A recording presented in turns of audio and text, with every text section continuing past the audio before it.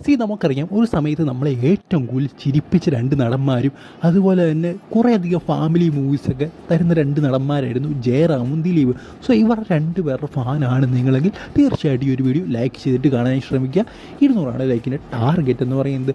നിങ്ങൾക്ക് എല്ലാവർക്കും അറിയാവുന്ന ഒരു കാര്യമാണ്. ദിലീപിൻ്റെ ഇപ്പോഴും സിനിമ ഇറങ്ങി പ്രിൻസ് എന്ന് പറയുന്ന സിനിമ അത് അത്യാവശ്യം നല്ല രീതിയിൽ ഓടുന്നുണ്ട് എന്നാണ് നമുക്ക് മനസ്സിലാക്കാൻ സാധിക്കുന്ന ഒരു കാര്യമെന്ന് പറയുന്നത്. എന്തായാലും ഇപ്പോൾ ജയറാമിൻ്റെ അടുത്ത സിനിമ ഏതാണെന്ന് എല്ലാവരും ചോദിക്കുന്നുണ്ട്. എന്തായാലും ജയറാം കഴിഞ്ഞ ദിവസം ഒരു അനൗൺസ്മെൻറ്റുമായിട്ട് വന്നിരുന്നു. അതായത് ഇതിന് 2 നല്ല ഉഗ്രൻ സിനിമ വരുന്നുണ്ട്. കാത്തിരിക്കും, കൂടുതൽ ഡീറ്റെയിൽസൊന്നും നൽകില്ല എന്നാണ് ജയറാം പറഞ്ഞത്.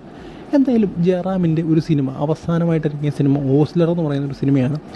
അത് അദ്ദേഹം ഇൻ്റർവ്യൂന്ന് വന്നിരുന്ന് തള്ളു കേട്ട് ഞാൻ ഞെട്ടിപ്പോയി. കാരണം അതുപോലായിരുന്നു പുള്ളി ആ ഒരു സിനിമയെക്കുറിച്ച് തള്ളി വെച്ചിരുന്നത്. പക്ഷേ സിനിമ കണ്ടപ്പോൾ പ്രത്യേകിച്ചൊന്നും തന്നെ ഇല്ല ആ ഒരു സിനിമയിൽ. സത്യം പറയുകയാണെങ്കിൽ പ്രത്യേകിച്ചൊന്നുമില്ല. അതായത് പുള്ളി പറഞ്ഞതിൻ്റെ അത്രയൊന്നുമില്ല. പുള്ളി പറഞ്ഞ കാര്യം എന്നൊക്കെ പറയുന്നത് അതിൻ്റെ ഡയറക്ടറിനോട് ചോദിച്ചപ്പോൾ അല്ലെങ്കിൽ റൈറ്ററിനോടൊക്കെ ചോദിച്ചപ്പോൾ ഈ ഒരു സിനിമ ഞാൻ തന്നെ ചെയ്യണോ, അത്ര മികച്ചൊരു സ്ക്രിപ്റ്റ്, അത്ര ഭയങ്കരമായിട്ടുള്ളൊരു സംഭവം, ഇതെനിക്ക് ചെയ്യാൻ പറ്റുമോ എന്നൊക്കെ പറഞ്ഞുകൊണ്ട് ഭയങ്കര ഷോ ഒക്കെ നമ്മൾ കണ്ടേ. അതുപോലൊരു തള്ളാണ് എനിക്ക് തോന്നുന്നു ഇവിടെയും വന്ന് നടത്തിയിട്ടുണ്ട്. 2 ഭയങ്കര സിനിമ വരാൻ പോകുന്നു, വേറെ ലെവൽ സിനിമ വരാൻ പോകുന്നു, നിങ്ങൾ ഞെട്ടും എന്നൊക്കെയാണ് ജയറാം പറഞ്ഞിരിക്കുന്നത്. എന്തായാലും ഞെട്ടട്ടെ. സാധാരണ ജയറാമിന് കുറച്ച് തള്ളു പരിപാടി ഉള്ളതാണ്.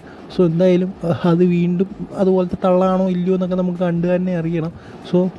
സിനിമ ഇറങ്ങട്ടല്ലേ. എന്തായാലും ഇതുവരെ സിനിമയൊന്നും അഭിനയിച്ച് തുടങ്ങിയിട്ടില്ല മലയാളത്തിൽ. അദ്ദേഹം കമ്മിറ്റ് ചെയ്തിട്ടുണ്ടെന്നാണ് അറിയാൻ സാധിക്കുന്ന ഒരു കാര്യം. എന്തായാലും തള്ള്, അതായത് ഓസ്ലർ പോലെ ആവാതിരിക്കട്ടെ. ഓസ്ലർ എനിക്ക് ഇഷ്ടപ്പെട്ടില്ല സീരിയസ്ലി. അത് ഇഷ്ടപ്പെട്ടവരുണ്ടെങ്കിൽ കമൻറ്റ് ബോക്സിൽ ഒന്ന് പറയുക.